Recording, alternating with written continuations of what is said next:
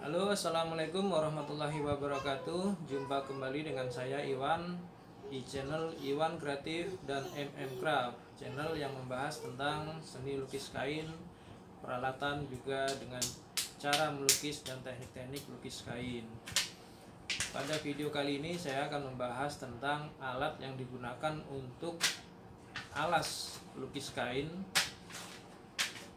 atau juga alat yang digunakan untuk merentang kain. Ada dua perbedaan, yaitu alas yang kita gunakan contohnya adalah triplek dan yang kedua adalah styrofoam.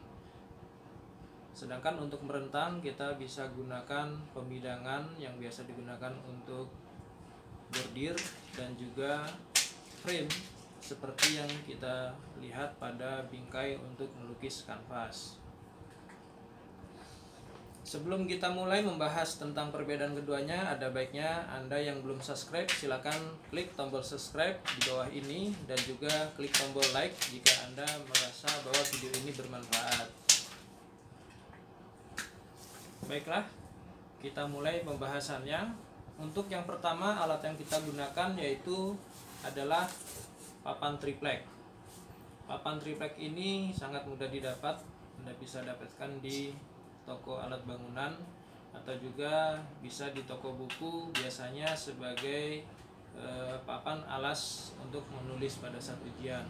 Yang kedua adalah styrofoam. Styrofoam papan ini sudah dilapisi kain. Mengapa demikian? Karena jika tidak dilapisi kain pada saat kita melukis dan ada cat yang menembus pada bagian belakang lukisan, maka akan mengakibatkan styrofoam itu menempel pada bagian belakang dari baju atau kaos yang kita lukis. Cara penggunaannya sangat gampang, yaitu tinggal masukkan baju kaos ini ke dalam papan triplek atau bingkai styrofoam tersebut seperti ini. Ya, masukkan saja ke dalamnya. Ya, seperti ini dan siap untuk dilukis. Alat berikutnya yang kita gunakan yaitu adalah ini. Ini adalah pemidangan atau bisa disebut sebagai alat untuk merentang kain pada saat membuat bordir atau misalkan sulam. Ada satu lagi yaitu berupa bingkai seperti bingkai kanvas untuk melukis seperti ini. Bingkai kanvas. Ini digunakan juga untuk merentang kain. Anda bisa gunakan bingkai kanvas ini untuk merentangkan kain pada saat melukis. Contohnya adalah rentangan ini kita gunakan untuk memasang kerudung lukis. Kita gunakan pemidangan. Sedangkan untuk baju biasanya kita gunakan frame seperti ini. Frame untuk melukis. Ya, seperti ini. Kita pasang di dalam frame sehingga lukisan ini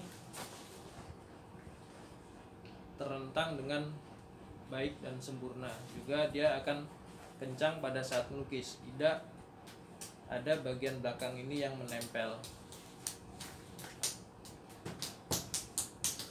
Mengapa ada perbedaan antara menggunakan papan triplek ataupun styrofoam sebagai alas, juga bingkai atau pemidangan sebagai alat rentang kain? Ada dua perbedaan yang mendasari, yaitu pertama adalah dari tingkat ketebalan bahan kain tersebut. Biasanya kita gunakan papan triplek atau styrofoam itu untuk melukis di kain yang tebal, dan untuk bingkai atau pemidangan kita gunakan untuk melukis jenis kain yang tipis. Mengapa demikian? Karena jika kain itu tebal seperti kaos atau bahan jeans atau denim atau misalkan katun, itu cat pada saat melukis dia tidak akan banyak tembus ke bagian belakang dari kain, sehingga meskipun dia menempel di atas papan triplek atau styrofoam, dia akan terserap dan tidak mengganggu pada saat melukis, sehingga tidak merusak hasil dari lukisan yang kita buat. Sedangkan perbedaannya jika kita melukis di kain yang tipis, contohnya adalah misalkan kain chiffon atau kain kerudung berbahan Paris atau katun yang berbahan tipis, misalkan haikon atau ceruti, kita harus menggunakan alat perentang. Karena apa? Pada saat kita melukis diharapkan tidak ada menyentuh di bagian belakang, jadi mengambang gitu. Frame itu mengambang, karena jika ada sentuhan maka cat itu akan menempel. Jika kita gunakan triplek maka dia akan menempel karena cat itu banyak yang tembus ke bagian belakang dari kain. Hasilnya adalah jika kita gunakan papan maka hasil lukisan juga akan rusak karena dia tertarik nempel di bagian belakang. Jadi begitu dia lepas maka bagian depan dari lukisan akan rusak. Itulah sebabnya kita gunakan frame atau bingkai terutama untuk kain-kain yang tipis.